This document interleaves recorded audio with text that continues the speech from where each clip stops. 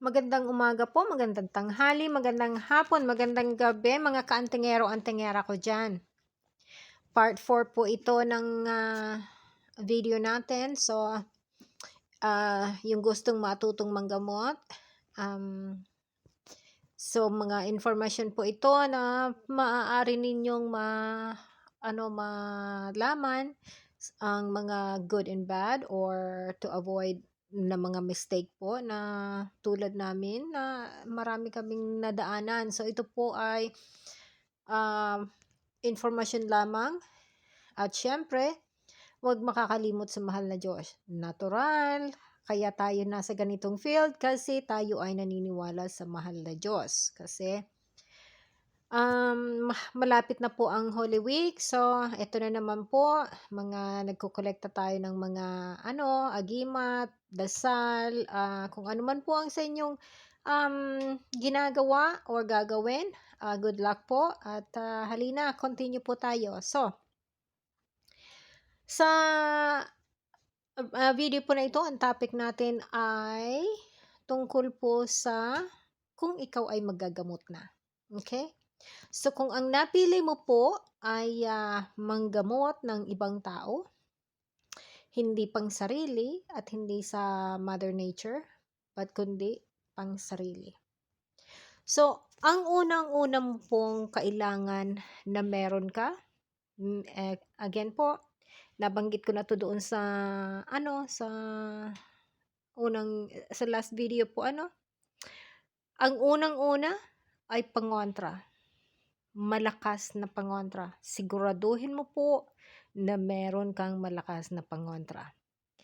Pangalawa po, alamin mo po na kung papaano, ano ang nangyari sa kanya, ano ang sakit niya, tao ang may gawa, or ibang taong hindi nakikita ang may gawa, or sarili niya ang may gawa, or human na yung sarili niya, yung yung sakit na totoong sakit talaga ng tao.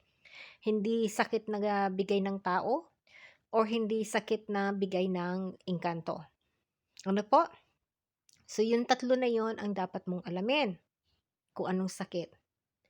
Ang pangatlo po, kailangan mong malaman kung anong sakit nila, tapos kung kaya mo, sabihin mong kaya mo. Kung hindi mo kaya, sabihin mong hindi mo kaya. Huwag mong gagalawin ang tao na may sakit tapos hindi mo kaya. Kasi yun, na-aggravate po yung may gawa. So, kawawa naman po yung may sakit. Ano po? So, tatlo. Ang pang-apat po, kailangan mong kasi sa panahon natin ngayon, nung panahon hindi tayo naghihingi ng mga bayad kasi bawal nga So, sa mga manggagamot po na naghihingi ng bayad, po nila yon, talagang kailangan na po sa panahon natin ngayon kasi wala na po talagang libre. So, ang mga ginagamit man po nilang mga tools, binabayaran po nila, binibili. So, kailangan din po nilang yon, i-recoup yung mga ginastos nila. So, yun nga lang po, kailangan na fair naman, fair ang hihingiin. So, ang po, so yun ang pang-apat, kailangan mo. Pero, pang-lima po, ang pang-ilima po kailangan na lagi kang may kandila. Kailangan may kandila. Okay, pag ikaw ay nanggamot. May kandila ka, may tubig. Explain ko po sa next video ko kung bakit kailangan yon, may kandila ka at may tubig. Okay? So, ang pang-lima, pang-apat, pang-ilan na po tayo? So, anyway po, ang next po, kailangan huwag mong hahawakan ang pera. Ipalalagay mo lang sa altar mo or doon sa bowl kung saan mo man aanuhin yung habang nanggagamot ka, huwag mong hahawakan ang pera. kasi masama po 'yun. Nawawalan ng bisa ang iyong ano, ang iyong, paggagamot. Hindi man mangyari ngayon, pero darating ang panahon na mawawalan ng bisa, magtatampo po 'yun. Kasi ang pera at ang panggagamot ay dalawang klase, hindi sila magkapareho. Although na kailangan magbayad ng pera, pero hindi mo kailangan na hawakan siya. Kaya sisiguraduhin mo po, sasabihin mo sa kanila na kung nagsusulo ka lang, sabihin mo na ano, hindi ka magsusukli, kung ano ang ibigay nila, gano'n lamang. So, excuse me po. Yes, okay po na maglagay ng minimum kasi nung panahon po ano, again, nung panahon puwede kang magsabi na, "Oh, yung ano lang, taos-puso." Ngayon po may mga tao na nagbibigay ano po tabi-tabi po ano. Ngayon, may mga tao po na nagbibigay ng taos-puso na ₱5. Hindi naman po ako sa ano hindi naman ako, pero kung yun talaga ang kaya ng tao na yun na magbigay ng ₱5, okay lang po yun kasi yun ang ano niya, yun ang kaya niya talaga. Or kahit na magsindi lang ng isang kandila sa simbahan, okay na yun basta gagawin yun. Okay po yun, basta yun talaga ang kaya niya 'no, walang lokohan po. Kasi 'pag naglokohan na, ikaw na po ang may problema, ikaw na manggagamot ang magkakaroon ng problema, hindi po yung ginamot mo. Kaya importante na maglagay ng hindi sabing abuloy kasi hindi patay. Huwag pong mag-aano ng abuloy. Sasabihin, ang aanuhin po ninyo ay love offering. Kasi masama po yung abuloy. Ako hindi po ako natanggap ng abuloy kasi buhay pa po ako.